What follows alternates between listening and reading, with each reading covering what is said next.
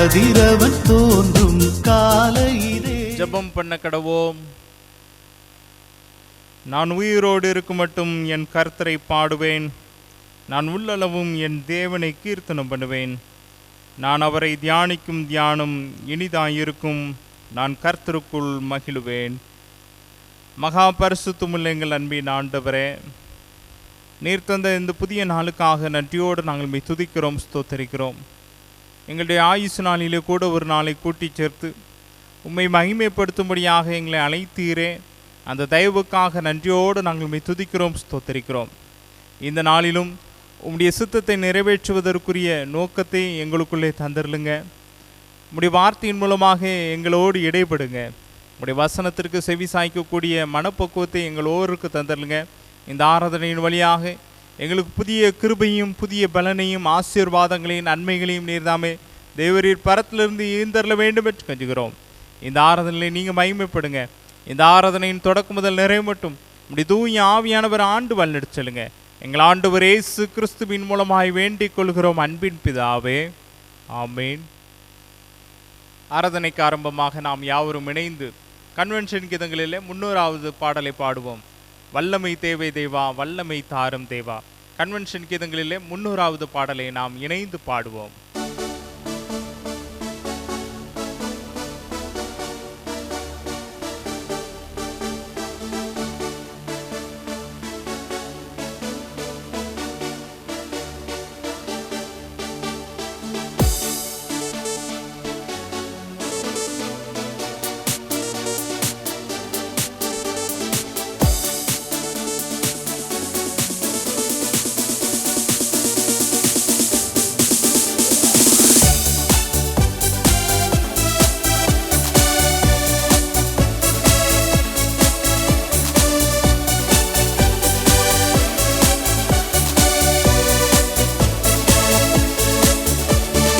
வல்லமை தேவை தேவா, வல்லமை தாரும் தேவா.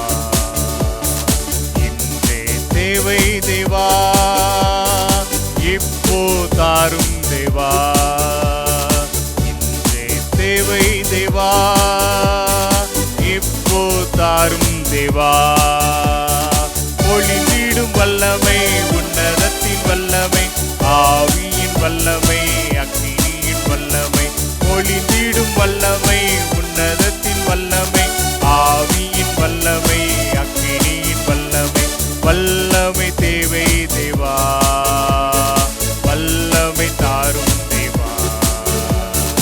இன்றே தேவை தேவா, இப்போ தாரும் தேவா. இன்றே தேவை தேவா, இப்போ தாரும் தேவா. மாம்சமான யாவர் மேலும் ஆவியை ஊற்றுவேன் என்று. மாம்சமான யாவர் மேலும் ஆவியை ஊற்றுவேன் என்று. மூப்பர் வாலிபர் யாவரும் தீர்க்க தரிசனம் சொல்வாரே. மூப்பர் வாலிபர் யாவரும் தீர்க்க தரிசனம் சொல்வாரே. பொழிந்திடும் வல்லமை, உன்னதத்தின் வல்லமை, ஆவியின் வல்லமை, அக்கினியின் வல்லமை. பொழிந்திடும் வல்லமை, உன்னதத்தின் வல்லமை, ஆவியின் வல்லமை, அக்கினியின் வல்லமை. வல்லமை தேவை தேவா, வல்லமை தாரும் தேவா. இன்றே தேவை தேவா, இப்போ தாரும் தேவா. இன்றே தேவை தேவா, இப்போ தாரும் தேவா. நித்திய காலம் வாசம் செய்யும் சத்திய ஆவியை தாரும். நித்திய காலம் வாசம் செய்யும் சத்திய ஆவியை தாரும். திக்கற்றோனாய் விட்டிடாமல் தேற்றவாளனாய் வந்திடும். திக்கற்றோனாய் விட்டிடாமல் தேற்றவாளனாய் வந்திடும். பொழிந்திடும் வல்லமை, உன்னதத்தின் வல்லமை, ஆவியின் வல்லமை,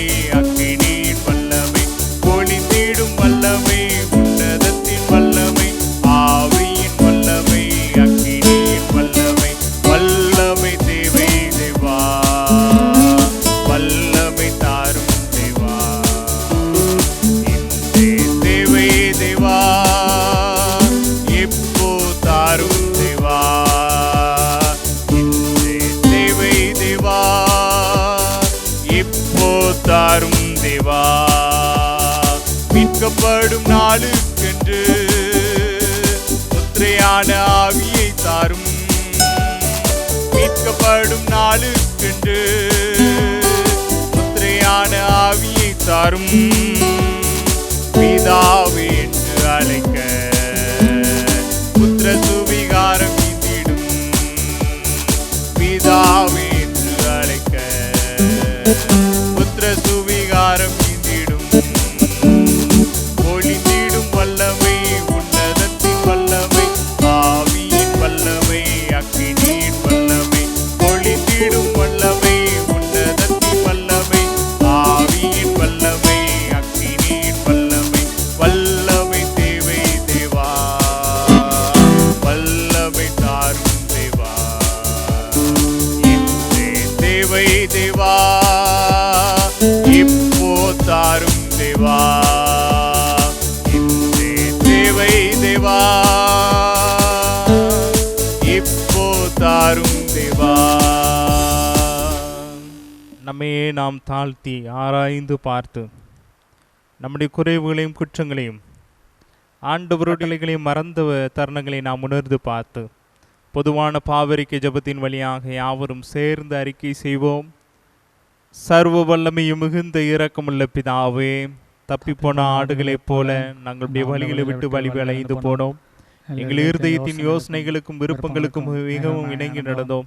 இந்த பரிசுத்த கற்பனைகளுக்கு விரோதமாய் குற்றம் செய்தோம். சேத்தக்களை செய்யாமல் சேத்தாதவைகளே செய்து வந்தோம். எங்களுக்கு சுகமே இல்லை. ஆனாலும் ஆண்டவரே, தேவரின் கர்த்தராகிய இயேசு கிறிஸ்துவின் மூலமாய் மனிதருக்கு அருளி செய்த வாக்குத்தத்தங்களின்படியே நிர்பாய்க்கமுள்ள குற்றவாளிகளாகி எங்களுக்கு இறங்கும். தப்புதங்களை அறிக்கையிடுகிற எங்கள் மேல் பொறுமையாயிரும். பாவத்தின் முத்தத்தை கூப்பிடுகிறங்களை சீர்படுத்தும். மிகவும் இரக்கமுள்ள பிதாவே, உம்முடைய பரிசுத்த நாமத்துக்கு மகிமை உண்டாகும்படி நாங்கள் இதே பக்தியும் நீதியும் தெளிந்த புத்தியில் நடந்து வர இயேசு கிறிஸ்துவின் நிமித்தம் எங்களுக்கு கிருபை செய்தருளும். ஆமென். தேவனே, எப்பொழுது இரக்கம் செய்கிறதும் மன்னிக்கிறதும் உமக்கு சுபாவம் லட்சணமாய் இருக்கிறதுனால் எங்கள் தாழ்மையான விண்ணப்பங்களை ஏற்றுக்கொண்டு எங்கள் பாவங்களாகிய சங்கிலிகளினாலே நாங்கள் கட்டுண்டவர்களாயினும் மது மிகுந்த இரக்கத்தினாலே எங்களை கட்டவிழ்த்து விடுதலையாக்க வேண்டும் என்று எங்கள் ஒரே மத்தியஸ்தரும் எங்களுக்காக பரிந்து பேசுகிறவருமாயிருக்கிற எங்கள் ஆண்டவர் இயேசு கிறிஸ்துநாதர் மூலமாய் மனத்தாழ்மையோடு வேண்டிக் கொள்கிறோம்.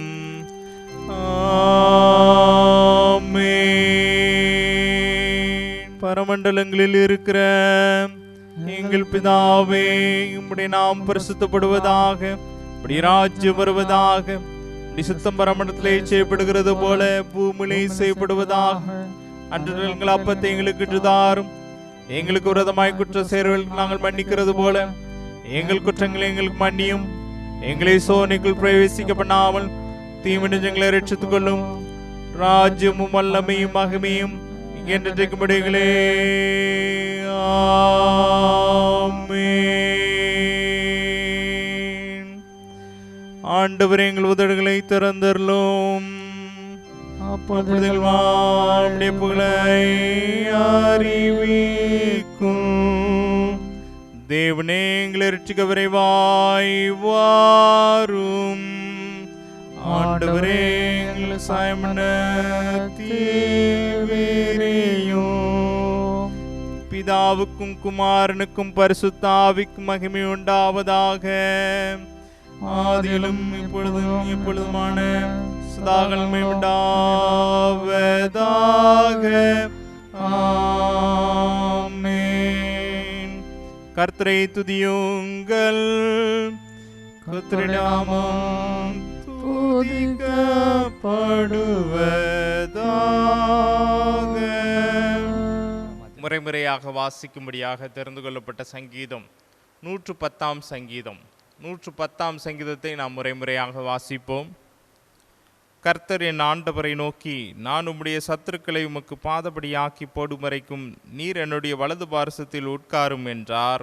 கர்த்தர் சீயோனிலிருந்து உமது வல்லமையின் செங்கோலை அனுப்புவார். நீர் உம்முடைய சத்துருக்களின் நடுவே ஆளுகை செய்யும். உமது பராக்கிரமத்தின் நாளிலே உம்முடைய ஜனங்கள் மனப்பூர்வமும் பரிசுத்த அலங்காரமுள்ளவர்களாயிருப்பார்கள். விடியற்காலத்து கற்பத்தில் பிறக்கும் பணிக்கு சமானமாய் உம்முடைய யவன ஜனம் உமக்கு பிறக்கும். முறைகளின்படி என்றைக்கும் ஆசாரியராயிருக்கிறேன் என்று கர்த்தர் ஆணையிட்டார். மனம் மாறாமலும் இருப்பார். உம்முடைய வலது பார்சத்தில் இருக்கிற ஆண்டவர் தமது கோபத்தின் நாளிலே ராஜாக்களை வெட்டுவார். அவர் ஜாதிகளுக்குள் நியாயம் தீர்ப்பார். எல்லா இடங்களையும் பிரேதங்களால் நிரப்புவார். விஸ்தாரமான தேசங்கள் மேல் தலைவர்களாய் இருக்கிறவர்களை நொறுக்கி போடுவார். இணைந்து வாசிப்போம். வழியிலே அவர் நதியில் குடிப்பார், ஆகையால் அவர் தமது தலையை எடுப்பார். இணைந்து அப்போஸ்தல விசுவாச பிரமாணத்தை சேர்ந்து அறிக்கையிடுவோம். வானத்தையும் பூமியையும் படைத்த சர்வவல்ல பிதாவாகிய தேவனை விசுவாசிக்கிறேன். ஒருவரே குமாரனாகிய நம்முடைய நாதர் இயேசு கிறிஸ்துவை விசுவாசிக்கிறேன். அவர் பரிசுத்த ஆவியினாலே கன்னிமரியாள் பிறந்தார். பொந்திய பிலாத்துவின் காலத்தில் பாடுபட்டு சிலுவையில் அறைந்து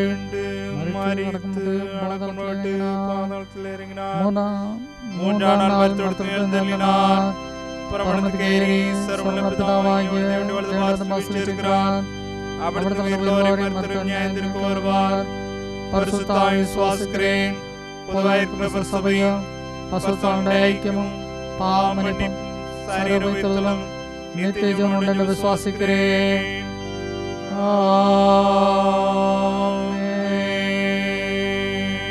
கிறிஸ்துவுக்குள் மிகவும் பிரியமானவர்களே, இந்த புதிய நாளுக்காக ஆண்டவரை போற்றுவோம். ஆண்டவர் இரட்சகருமாகிய இயேசு கிறிஸ்துவின் பரிசுத்த நாமத்தினாலே இந்த ஆராதனை நேரத்தில் எங்களோடு இணைந்திருக்கிற உங்கள் ஒவ்வொருவரையும் அன்போடு கூட வாழ்த்துகிறோம். ஆண்டவருடைய ஆசீர்வாதமும் அளவில்லாத நன்மையும் உங்கள் குடும்பத்தை நிரப்ப வேண்டுமென்று உங்களை வாழ்த்தி ஜெபிக்கிறோம். ஆண்டவருடைய வார்த்தையை தியானிப்பதற்கு முன்பதாக நாம் இருக்கிற இடத்திலே தலைகளை தாழ்த்தி ஜெபம் செய்வோம். கேட்டிடுவோம் நல் திருவசனம், நாட்டமுடன் நாம் நலம் பெறவே. கேட்டிடுவோம் நல் திருவசனம், நாட்டமுடன் நாம் நலம் பெறவே. அகத்தின் இருளினை போக்கிடுமே, அகத்தின் இருளினை போக்கிடுமே. இகத்திலவர் வழி காட்டிடுமே. தாமே வார்த்தையாய் வந்தவரே, தாரணி மீட்டிட தந்தவரே. தாமே வார்த்தையாய் வந்தவரே, தாரணி மீட்டிட தந்தவரே.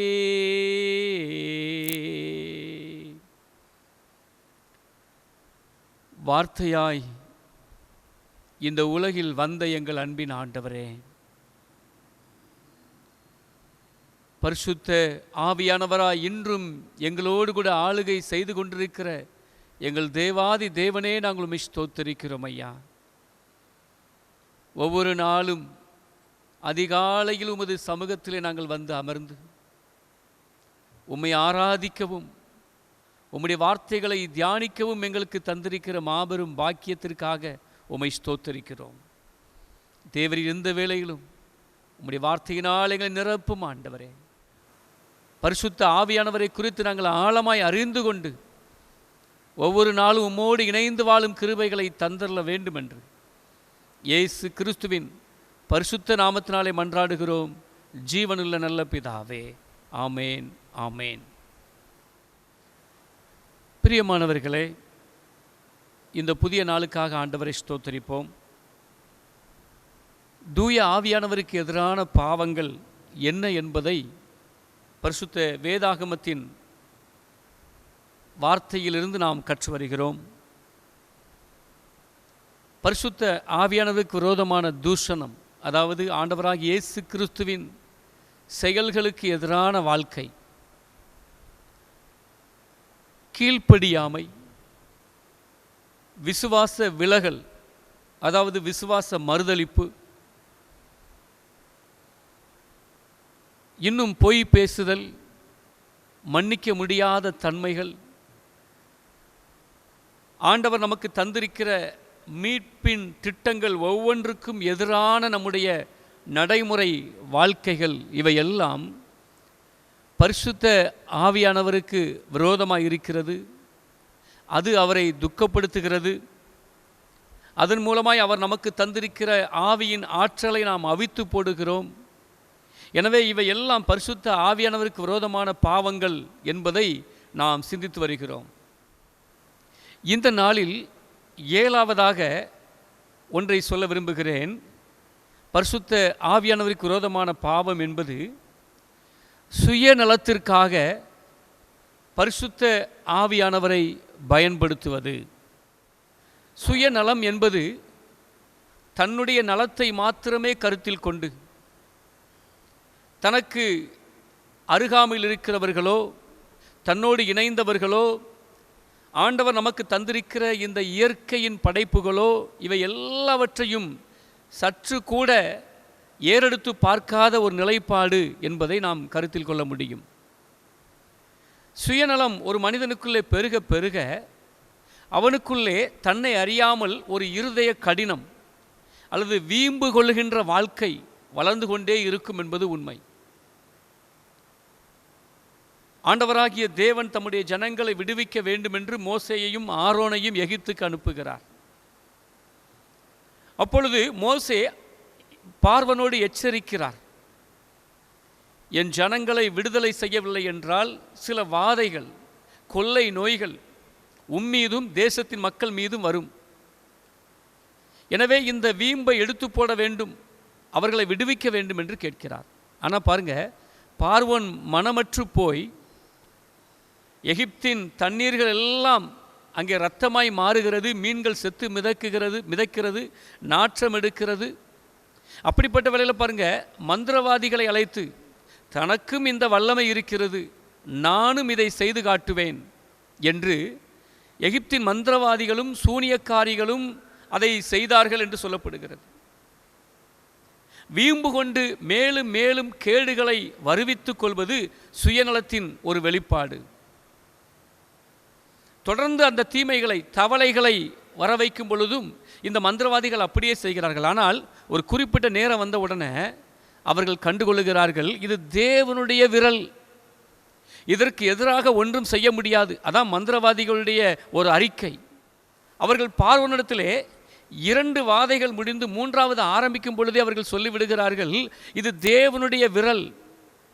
அப்படியானால் இது கர்த்தருடைய ஆவியானவருடைய செயல்பாடு, இதற்கு எதிராக நாம் ஒன்றும் செய்ய முடியாது என்று அவர்கள் ஒத்துக்கொள்ளுகிறார்கள். ஆனால் பாருங்க, பார்வோனுக்குள்ளே இருந்த இந்த சுயநலம் எப்படி இந்த ஜனங்களை விடுவிப்பது, இது அவனுக்குள்ள இருதய கடினத்தை கொண்டு வந்தது. மேலும் மேலும் வீம்பை பெருக்கிக் கொண்டே போனது. அதனுடைய முடிவு அழிவாய் மாறியது என்ற செய்தியை நாம் பலமுறை தியானித்திருக்கிறோம். அப்போ சுயநலம் என்பது ஒரு வீம்பின் அடையாளமாக இருக்கிறது. அப்புறம் சுயநலம் என்பது ஒரு தற்காலிக தேவைகளுக்காக மாத்திரம் நாம் எப்பொழுதும் ஆண்டவரை சார்ந்திருக்க பண்ணுகிறதா இருக்கும். சொல்லப்போனால் சுயநலம் உள்ளவர்கள் இந்த உலக பிரகாரமான ஏதாவது ஆசீர்வாதம் கிடைக்குமா, அது எனக்கு கிடைத்தால் போதும் என்பதற்காகவே தங்களுடைய ஆவிக்குரிய வாழ்க்கையை அமைத்துக் கொள்வார்கள். தாங்கள் ஜெபிக்கிறதா இருக்கட்டும், ஆண்டவரை தேடுகிறதா இருக்கட்டும், இந்த உலக பிரகாரமான தேவைகளை பெருக்கிக் கொள்வதற்காகவே அவர்கள் ஆண்டவரை சார்ந்திருப்பார்கள். இது ஒரு சுயநலத்தின் அடையாளம். எனவே தான் 1 கொரிந்தியர் 15ஆம் அதிகாரம் 19ஆம் வசனம் சொல்லுகிறது, இம்மைக்காக மாத்திரம் நீங்கள் தேவனிடத்தில் விசுவாசம் வைக்கிறவர்களாக இருப்பீர்கள் என்றால் உங்களைப் போல அல்லது நம்மை போல பரிதபிக்கிறவர்கள் இந்த உலகத்தில் யாரும் இருக்க முடியாது. இன்னும் சொல்லப்போனால் சுயநலத்தை ஒரு பெருமையின் அடையாளமாய் சொல்ல முடியும். சுயநலம் பெருக பெருக ஒரு மனிதனுக்குள்ளே பெருமை வந்து விடுகிறது. அவன் பெருமையை தேட முற்படுகிறான். ஆண்டவருக்கு முதலிடத்தை கொடுப்பதை விட்டுவிட்டு இந்த உலகத்தில் தனக்கு கிடைக்கிற பெருமை, பேர், புகழ், இந்த உலகத்தில் கிடைக்கிற அந்தஸ்து, மரியாதை, இதை ஒரு மனிதன் பெற்றுக்கொள்ள விரும்புகிறான். இன்னும் இந்த சுயநலத்தை குறித்து நாம் விளக்க வேண்டுமென்றால், சுயநலம் ஒரு மனிதனுக்குள்ளே பொறாமையை கொண்டு வந்து விடுகிறது. பொறாமையின் எண்ணங்கள் ஒரு மனிதனுக்குள்ள பொறாமை மேலோங்கி நிற்கிறது என்றால் அதனுடைய ஒரு ஆழமான ஒரு அர்த்தம் என்ன தெரியுமா? அவர்கள் சுயநலத்தினால் ஆட்கொள்ளப்பட்டிருக்கிறார்கள். தங்களுக்கு கிடைத்த எந்த நன்மையும் இன்னொருவருக்கு கிடைக்கக்கூடாது என்பதுதான் பொறாமை. யான் பெற்ற இன்பம் பெருக இவ்வையகம் என்று நம்முடைய முன்னோர்கள் வாழ்ந்தார்கள். ஆனால் தான் பெற்றுக்கொண்ட சிறப்பான ஒன்று தன்னை சார்ந்த மற்றவர்களுக்கு கிடைக்கக்கூடாது என்பது ஒரு பொறாமை. அந்த பொறாமை எப்படி வருகிறது? சுயநலம் ஒரு மனிதனுக்குள்ளே பெருகும் பொழுது இந்த பொறாமை தானாகவே வந்து விடுகிறது. மோசே தீர்க்க தரிசனம் உரைக்கிறார். அவரோடு கூட 70 மூப்பர்களை ஆண்டவர் அழைத்து வர சொல்லி அவர்களுக்குள்ளே இந்த கர்த்தருடைய ஆவியின் வல்லமையை கொடுக்கிறார். இது முடிந்த உடனே பார்த்தீங்கன்னா என்னாகமம் 12ஆம் அதிகாரத்தில் மோசேயின் மீது அவனுடைய சொந்த சகோதரர்களாகிய ஆரோன், மிரியாம் அவர்களுக்கு ஒரு பொறாமை வந்து விடுகிறது. ஆண்டவர் இந்த மோசே மூலமாகத்தான் பேச முடியுமா? என்னோடு பேச முடியாதா? எங்களோடு பேச மாட்டாரா என்ற பொறாமை வந்து விடுகிறது. அந்த பொறாமையின் நிலையை அந்த பகுதி தெளிவாக சுட்டி காட்டுகிறது. அப்போ இது எதெல்லாம் காரணம்? சுயநலம். எங்களோடு ஆண்டவர் இதை செய்ய முடியாதா? இவரோடு மாத்திரம்தான் செய்ய முடியுமா? எங்களுக்கு இது கிடைக்காதா என்ற ஒரு சுயநலத்தின் ஏக்கம் அது பொறாமைக்கு நேராக வழிநடத்துகிறது என்பதையும் நாம் அறிந்து கொள்ள அழைக்கப்படுகிறோம். அன்பானவர்களே, அப்படியானால் இந்த சுயநலம் என்பது அநேக வேளையில் பரிசுத்த ஆவியானவரின் வரங்களையும் பரிசுத்த ஆவியானவரின் ஆற்றலையும் நம்மை அறியாமல் நாம் நம்முடைய பெயர் புகழுக்காகவோ பெருமைக்காகவோ மற்றவர்கள் மீது வைக்கிற பொறாமைக்காகவோ எனக்குத்தான் எல்லாம் வேண்டும் என்பதற்காகவோ நாம் இதை பயன்படுத்த முற்படுவோம் என்றால் இது தூய ஆவியானவருக்கு விரோதமான மன்னிக்கப்பட முடியாத பாவமாய் இருக்கிறது. இன்றைக்கு நம்ம கிறிஸ்தவ வரலாற்றை நாம் பார்ப்போம் என்றால் ஒரு பரிதாபமான நிலையிலே நாம் வாழ்ந்து கொண்டிருக்கிறோம் என்பது உண்மை. இன்னைக்கு பார்த்தீங்கன்னா ஒரு ஊழியக்காரரை குறித்து அறிமுகம் செய்வதற்காக போஸ்டர் அடிக்கப்படுகிறது, விளம்பரம் செய்யப்படுகிறது. எப்படிப்பட்ட விளம்பரம்? இவர் தீர்க்க தரிசன வரத்தை உடையவர், இவர் அற்புதங்களை செய்யும் ஆற்றல் உடையவர். பாருங்க பிரியமானவர்களே, இது எல்லாம் பரிசுத்த ஆவியானவருக்கு விரோதமான பாவம் என்பதை இன்றைக்கு ஊழியர்களும் அறிந்து கொள்ள முடியவில்லை, அதை தயாரிக்கிற மக்களும் அறிந்து கொள்ள முடியவில்லை. இன்றைக்கு இந்த உலகத்தின் சத்துருவானவன் இன்றைக்கு எல்லா மக்களுடைய ஆவிக்குரிய கண்களையும் குருட்டாக்கி போட்டு விட்டபடியினால் இன்றைக்கு ஜனங்கள் எதை செய்ய வேண்டும் என்று தெரியாமலே இன்றைக்கு செய்து கொண்டிருக்கிறார்கள். தங்களுக்கு மேலும் மேலும் ஆக்கினைகளை வருவித்துக் கொள்ளுகிற ஊழியர்களும் பெருகிவிட்டார்கள், விசுவாசிகளும் பெருகிவிட்டார்கள். இன்றைக்கு பரிசுத்த ஆவியானவரின் அபிஷேகத்தையும் நிறைவையும் வரங்களையும் கையிலே வைத்து கொண்டு அதை பெருமை அடித்து கொண்டு தம்பட்டம் அடித்து கொண்டு இன்றைக்கு பரிசுத்த ஆவியானவருக்கு பெயரை சேர்ப்பதை காட்டிலும் தங்கள் பெயரையும் தங்கள் புகழையும் வருவித்துக் கொள்ளுகிற பெருக்கிக் கொள்ளுகிற நிறைய ஊழியர்கள் மக்கள் இன்றைக்கு பெருகிவிட்டார்கள். பிரியமானவர்களே, கிறிஸ்தவ வாழ்க்கையின் ஒரு மாபெரும் சாபக்கேடு இந்த கடைசி நாட்கள் என்ன தெரியுமா? இன்னைக்கு ஊழியக்காரர்களில் அநேகர் இன்றைக்கு நடிகர்களாய் மாறிக்கொண்டிருக்கிறார்கள். திருச்சபையே, நீங்கள் இதை குறித்த ஒரு தெளிவை பெற்றுக்கொள்ள வேண்டும். இன்னைக்கு சினிமா நடிகர்களைப் போல பேசி சினிமா நடிகர்களைப் போல உடையணிந்து இன்றைக்கு பிரசங்கம் பண்ணுகிற ஊழியர்கள் பெருகிவிட்டார்கள். அவர்கள் அதற்கு நிறைய வசனங்கள் எடுத்து வைத்திருப்பார்கள். பிரதர், இது நியாயம் என்று சொல்லுவார்கள் உங்களிடத்திலே. ஆண்டுடைய வசனங்களை பிடித்து கொண்டு இன்றைக்கு வஞ்சிக்கின்ற ஆவியினால் பிணைக்கப்பட்டிருக்கிற ஊழியர்களும் விசுவாசிகளும் இன்றைக்கு பெருகி இருக்கிறார்கள் என்பதை திருச்சபை இன்றைக்கு ஆழமாய் கண்டுகொள்ள வேண்டும். விசுவாசிகள் வேத புத்தகத்தை ஆழமாய் வாசித்து நீங்கள் தெளிவடைய வேண்டும் என்று பரிசுத்த ஆவியானவர் இதை குறித்து உங்களோடு எச்சரித்து கொண்டிருக்கிறார். இன்றைக்கு நிறைய ஊழியக்காரர்கள் இன்றைக்கு நடிகர்களைப் போல மாறிவிட்டபடியினால் இன்னொரு வேதனையான காரியம் என்ன தெரியுமா? இன்னைக்கு நிறைய விசுவாசிகள் ரசிகைகளாய் மாறிக்கொண்டிருக்கிறார்கள். இது எங்க தவறு நடக்குது? சினிமா கலாச்சாரம் இன்றைக்கு திருச்சபைகளுக்குள்ளே பெருகிக் கொண்டிருக்கிறது. சினிமா கலாச்சாரத்தினால் ஈர்க்கப்பட்ட கிறிஸ்தவர்கள் பெருக பெருக இப்படித்தான் நடக்கும். ஊழியக்காரர்கள் சினிமா நடிகர்களைப் போல மாறிக்கொண்டிருப்பார்கள். விசுவாசிகள் ரசிகர் கூட்டத்தை போல மாறிக்கொண்டிருப்பார்கள். எந்த மனமாற்றமும் அங்கே இருக்காது. அங்கே ஒரு பொழுதுபோக்கு மாத்திரம்தான் இருக்கும். ஒரு நேரப்போக்குக்காக கூடி வருவார்கள், நேரப்போக்குக்காக அமர்ந்திருப்பார்கள். தங்களுடைய உணர்ச்சிகளின் பெருக்கினால் மேலோங்கி கரங்களை தட்டுவார்கள். உணர்ச்சியின் பெருக்கினால் அவர்கள் ஆண்டவரை மகிமைப்படுத்துவது போல சொல்லுவார்கள். ஆனால் பார்த்தீங்கன்னா உள்ளத்துக்குள்ளே இருக்கிற வஞ்சகத்தின் ஆவியை இன்றைக்கு அநேக கிறிஸ்தவர்கள் அறியவில்லை. பிரியமானவர்களே, இதை நான் வேதனையோடு உங்களோடு கூட பகிர்ந்து கொள்ளுகிறேன். ஆதி திருச்சபைகளை அப்படி அல்ல. பவுல் தன்னை மறைத்து கொண்டார். பவுலையும் பர்னபாவையும் ஜனங்கள் மாலை போட்டு வரவேற்க தயாரான பொழுது தங்கள் ஆடைகளை கிழித்து கொண்டு, நாங்கள் ஒன்றுமில்லை, எங்களை நீங்கள் முதன்மைப்படுத்த வேண்டாம் என்று தங்களை அவர்கள் மறைத்து கொண்டார்கள். இன்னைக்கு அப்படி அல்ல பிரியமானவர்களே, இன்னைக்கு அப்படி அல்ல பிரியமானவர்களே. இப்படிப்பட்ட வாழ்க்கை பரிசுத்த ஆவியானவருக்கு விரோதமான பாவங்கள். நம்முடைய சுய நலத்தின் மிகுதியினால் இவையெல்லாம் வெளிப்படுகிறது. எனக்கு இது ஒரு நேரம் போகுது, எனக்கு இது ஒரு சந்தோஷமா இருக்குது, இப்படி செய்கிற காரியங்கள் தூய ஆவியானவருக்கு விரோதமான பாவங்கள் என்பதை நாம் ஒவ்வொருவரும் உணர்ந்து கொள்ள அழைக்கப்படுகிறோம். அப்போஸ்தலர் 8ஆம் அதிகாரத்தை நாம் யாவரும் திருப்பி வைத்துக் கொள்ளுவோம். ஆதி திருச்சபையில் துன்பம் ஏற்படுகிறது. விசுவாசிகள் சிதறி போகிறார்கள். எருசலேமில் இனி வாழ முடியாது என்ற நிலைக்கு தள்ளப்படுகிறார்கள். அப்படி சிதறி பல இடங்களுக்கு ஓடி போனதிலே பிலிப்பு என்ற தேவ ஊழியர் சமாரியாவிலே போய் தஞ்சம் புகுகிறார். அங்கே போன பிலிப்புவால் சும்மா இருக்க முடியல. அவர் ஊழியம் செய்கிறார். இந்த 8ஆம் அதிகாரம் முழுவதும் நீங்கள் வாசித்து பார்த்தீங்கன்னா அங்கே ஒரு மாபெரும் எழுப்புதல் சமாரியர்களுக்குள்ளே ஏற்படுகிறது. சமாரியர்கள் ரட்சிப்பின் அனுபவத்தை பெறுகிறார்கள். இப்படிப்பட்ட வேளையில் பார்த்தீங்கன்னா இந்த பிலிப்புவுக்கு முன்னால் சமாரியாவிலே சீமோன் என்ற ஒரு மாய வித்தை செய்கின்ற ஒரு மனிதன், அவன் தன்னுடைய மாய வித்தைகளினால் ஜனங்களை பிரமிப்படைய செய்த ஒரு மனிதன், தன்னைத்தான் பெரியவன் என்று அவன் சொல்லிக் கொண்டான்.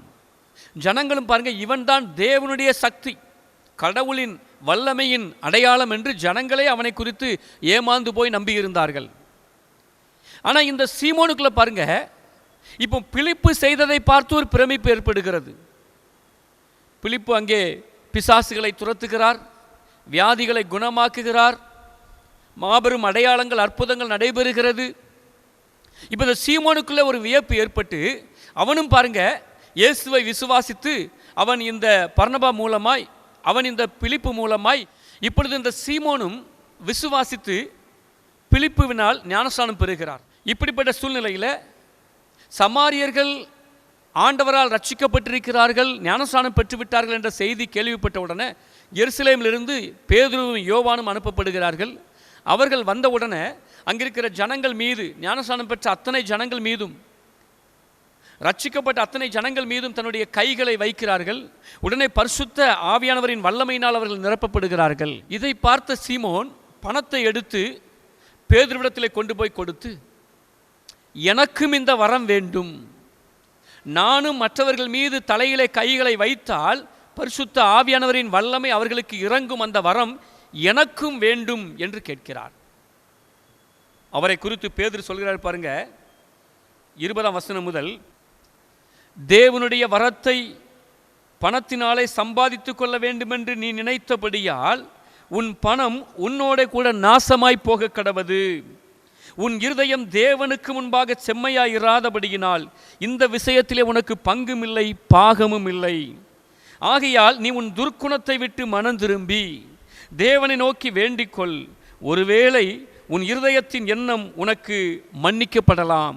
நீ கசப்பான பிச்சிலும் பாவ கட்டிலும் அகப்பட்டிருக்கிறதாக காண்கிறேன் என்றான் என்று பேதுரு அங்கே அவனை எச்சரிக்கிறார்.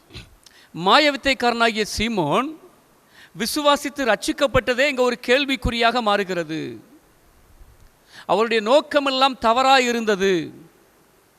ஒருவேளை ஆண்டவருடைய பரிசுத்த ஆவியானவர் என்றைக்குமே ஒரு மனிதனுக்குள்ளே தவறான நோக்கத்திற்காக கொடுக்கப்படுவது இல்லை.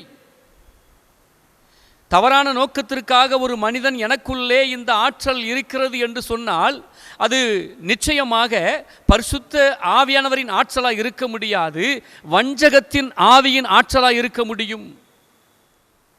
இந்த சீமோன் ஒருவேளை அவர் ரட்சிக்கப்பட்டதே இப்படிப்பட்ட ஒரு பெயரும் புகழும் எனக்கு கிடைக்க வேண்டும், இதன் மூலமாய் நான் சம்பாதிக்க வேண்டும் என்ற ஒரு ஆழமான எண்ணம் அவருக்குள்ளே இருந்திருக்கலாம். ஒருவேளை இன்றைக்கு பணத்தை மாத்திரமே சம்பாதிக்க வேண்டும், அது மாத்திரமே குறிக்கோள், பணமும் பெயரும் புகழும் எனக்கு இருந்தால் போதும் என்று கர்த்தருடைய வார்த்தையை எப்படி வேண்டுமானாலும் பேசலாம், எப்படி வேண்டுமானாலும் திரித்து கூறலாம், எப்படி வேண்டுமானாலும் நான் நடக்கலாம் என்று ஓடுகிற ஊழியர்கள் தேவனுடைய ஆவியின் வரத்தை தங்கள் சுயநலத்துக்காகவே பெற்றுக்கொள்ளுகிற இந்த மாயை வித்தைக்காரனாகிய சீமோனை போல இருக்கிறார்கள் என்ற ஒரு எச்சரிப்பின் செய்தியை அப்போஸ்தலர் நடபடிகளின் புஸ்தகத்தில் ஆரம்பத்திலே ஆண்டவர் நமக்கு தந்திருக்கிறார். பேதுரு, பவுல் போன்ற ஊழியர்களுடைய அந்த ஊழியத்தின் பெருக்கத்திற்கு மத்தியில் இப்படிப்பட்ட தீமைகள் இருக்கிறது என்பதையும் பரிசுத்த ஆவியானவர் நமக்கு சுட்டி காட்டுகிறார். பிரியமானவர்களே, நம்ம அநேக வேளைகளை மறந்து விடுகிறோம். இந்த வேளையிலே நம்முடைய பாவங்களை நாம் அறிக்கை செய்வோம். ஆண்டவரே, சுயநலத்துக்காக பேரும் புகழும் எனக்கு கிடைக்க வேண்டும், இதோ இந்த மனிதன், இதோ இந்த மனுஷி, இந்த பிரதர், இந்த சிஸ்டர் பரிசுத்த ஆவியானவர் நிரப்பப்பட்டிருக்கிறார்கள் என்று மற்றவர்கள் என்னை குறித்து பெருமை பேச வேண்டும், இவர்களுக்குள்ளே இந்த வரம் இருக்கிறது என்று என்னை பார்த்து மற்றவர்கள் மரியாதை செய்ய வேண்டும். இப்படிப்பட்ட நோக்கத்தோடு ஆண்டவரே என்னை நிரப்பும் என்று கேட்போம் என்றால் அது பரிசுத்த ஆவியானவருக்கு விரோதமாய் செய்கிற மகாபரிய பாவம் என்பதை உணர்ந்தவர்களாய், ஆண்டவரே என் சுயநலத்துக்காக அல்ல, ஆண்டவரே என்னை தாழ்த்துகிறேன், என்னை வெறுமையாக்குகிறேன், என்னை நிரப்பும் ஆண்டவரே என்று கேட்போம். இரட்சணிய சேனை என்று அழைக்கப்படுகிற சால்வேஷன் ஆர்மி ஊழியத்தோடு தன்னை இணைத்து கொண்டு எண்ணற்ற ஆவிக்குரிய புத்தகங்களையும் இறையியல் கருத்துகளையும் இந்த உலகத்திற்கு தந்த மாபெரும் ஊழியக்காரர் சாமுவேல் லோகன் பிரங்கில்.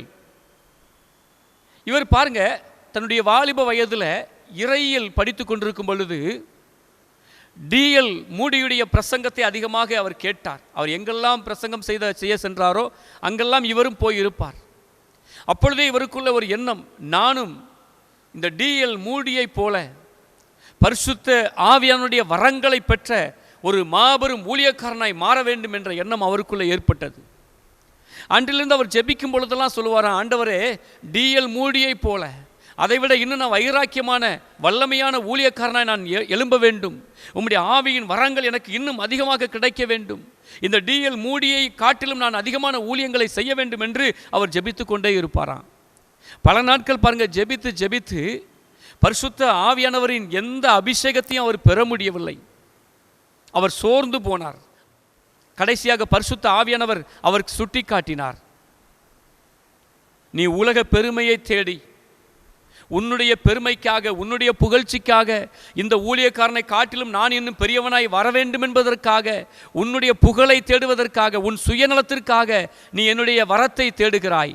அது ஒருபோதும் உனக்கு கிடைக்காது, அது ஒருபோதும் என் மூலமாய் உனக்கு கிடைக்காது. நீ உன்னை தாழ்த்தி ஒப்புக்கொடு, அப்பொழுது உன்னை நிரப்புவேன் என்று தூய ஆவியானவர் சுட்டி காட்டினார்.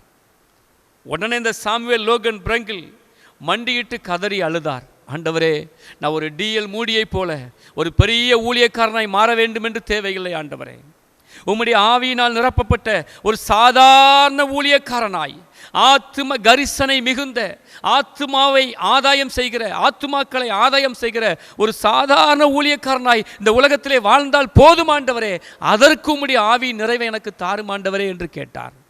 அப்பொழுது பரிசுத்த ஆவியானவர் அவரை வல்லமையாய் நிரப்பினார் என்று தன்னுடைய சரித்திரத்திலே அவர் எழுதுகிறார். பிரியமானவர்களே, தேவ ஆவியின் வரத்தை, பரிசுத்த ஆவியின் நிறைவை நம்முடைய சுய நலத்திற்காக நாம் கேட்போம் என்றால், கேட்டுக்கொண்டிருப்போம் என்றால், அல்லது சுய நலத்திற்காக அதை பெற்றுக்கொண்ட பரிசுத்த ஆவியானவரின் வரங்களையோ செயல்களையோ அற்புதங்களையோ சுய நலத்திற்காக பயன்படுத்தி கொண்டிருப்போம் என்றால், ஒருவேளை இந்த உலகத்தில் ஏமாற்றி தப்பித்து கொள்ளலாம், உலகத்தில் மற்றவர்களின் கண்களை மறைத்து கொள்ளலாம், இந்த உலகத்தில் ஒரு ஊழியக்காரனை அநேகரை ஏமாற்றி கொண்டிருக்கலாம். ஆனால் தேவனுடைய பார்வையிலே, பரிசுத்த ஆவியானவரின் பார்வையிலே நீங்கள் தப்ப முடியாது என்பதை வேதம் தெளிவாக சுட்டி காட்டுகிறது. வேதம் தெளிவாக சுட்டி காட்டுகிறது. இந்த காலை வேளையில் ஆண்டவரே, தூய ஆவியானவரே, உமக்கு விரோதமான பாவங்கள் என்று என்னோடு பேசிய இந்த 7 பாவங்கள், ஒருவேளை இதை தாண்டி இருக்கிற அநேக பாவங்கள், இதோடு இந்த 7 காரியத்தோடு நீங்கள் ஒப்பிட்டு பார்த்தீங்கன்னா அதோடு அது இணைந்திருக்கிற காரியங்கள், ஆண்டவரே எனக்கு மன்னியும் என்று ஆண்டவரின் கரத்திலே தாழ்த்தி ஒப்பு கொடுப்போமா? தலைகளை தாழ்த்தி நாம் இருக்கிற இடத்திலே ஜெபம் செய்வோம். கடந்த 3 நாட்களாய் தூய ஆவியானவருக்கு எதிரான 7 பாவங்களை பரிசுத்த ஆவியானவரின் துணையோடு நாம் தியானித்து வருகிறோம். ஆண்டவரே, உமக்கு விரோதமாய் நான் செய்கிற இந்த பாவங்கள், சங்கீதக்காரன் கேட்கிறார் அல்லவா, தேவரே உமக்கு விரோதமாகவே நான் பாவம் செய்தேன் ஐயா, என்னை மன்னியும் என்று இந்த கிருபையின் நாட்களில் நம்மை ஆராய்ந்து அர்ப்பணித்து, அந்த சீமோன் பேதுரு சொன்ன உடனே அவருக்குள்ளே ஒரு மன வருந்துதல் வந்துவிட்டது. எனக்காக வேண்டிக் கொள்ளுங்கள் என்று கேட்கிறார். இன்னும் அவர் கடினப்படுத்திக் கொண்டே அந்த சீமோன் இருந்திருப்பான் என்றால் ஒரு அழிவை அவர் சம்பாதித்திருப்பார். ஆண்டவருடைய சமூகத்தில் நம்மை முழுவதுமாய் ஒப்பு கொடுத்து, நம்ம ஒருவேளை விசுவாசிகளாக இருக்கலாம், ஒருவேளை ஊழியக்காரர்களாக இருக்கலாம், யாராக இருந்தாலும் நம்மை ஒப்பு கொடுப்போம். என்னை வெறுமையாக்கினேன், உம்மை மகிமைப்படுத்தினேன். என்னை வெறுமையாக்கினேன்,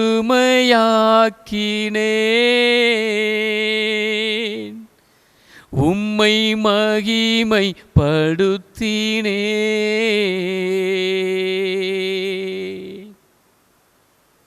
அன்பு நிறைந்த பரம தகப்பனே, எங்களை வெறுமையாக்குகிறோம் ஐயா. பகட்டு நிறைந்த அந்த உலகத்திலே,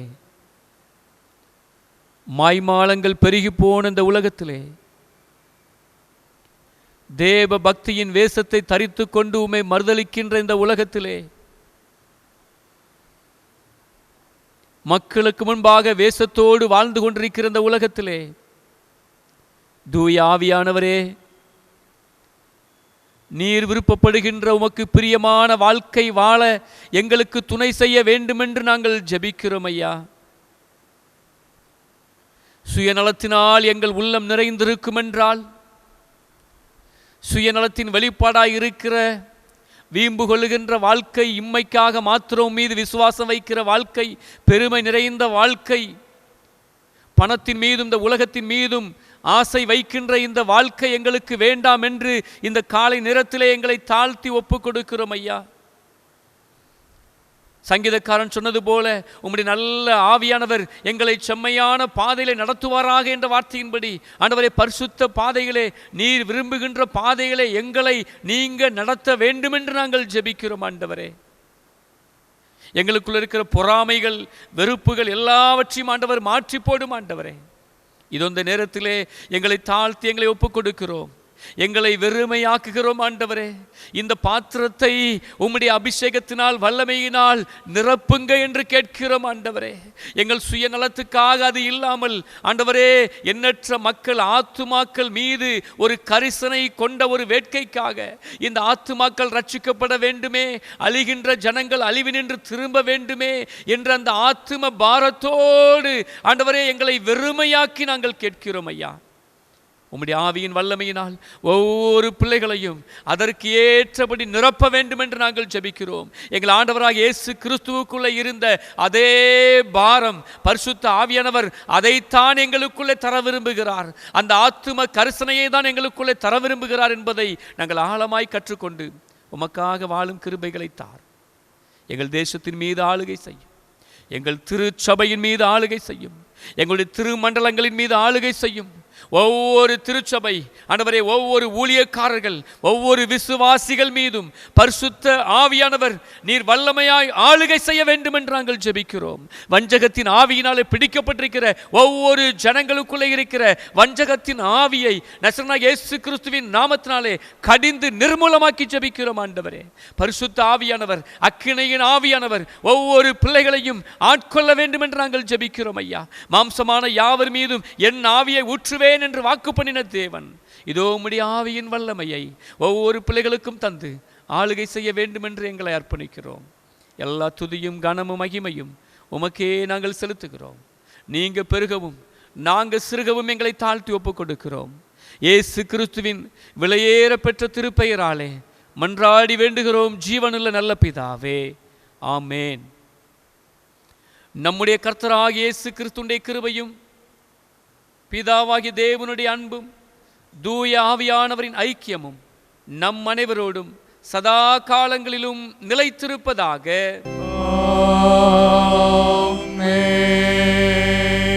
ஆமென். யாவரும் இணைந்து சொல்லுவோம். என் ஆத்துமாவே கர்த்தரை ஸ்தோத்திரி, என் முழு உள்ளமே அவருடைய பரிசுத்த நாமத்தை ஸ்தோத்திரி. என் ஆத்துமாவே கர்த்தரை ஸ்தோத்திரி, அவர் செய்த சகல உபகாரங்களையும் மறவாதே. அவரின் அக்கிரமங்களை எல்லாம் மன்னித்து உன் நோய்களை எல்லாம் குணமாக்கி உன் பிராணனை அழிவுக்கு விலக்கி மீட்டு உன்னை கிருபையினாலும் இரக்கங்களினாலும் முடிசூட்டி நன்மையினால் உன் வாயை திருப்தியாக்குகிறார். கழுகுக்கு சமானமாய் உன் வயது திரும்ப வாழ வயது போலாகிறது. ஒடுக்கப்படுகிற யாவருக்கும் கர்த்தர் நீதியையும் நியாயத்தையும் செய்கிறார். ஆமேன், ஆமேன். கர்த்தர் உங்களோடு இருப்பாராக. தேவ கிருபையும் சமாதானமும் உங்களோடும் உங்கள் குடும்பத்தினர் அனைவரோடும் இருப்பதாக.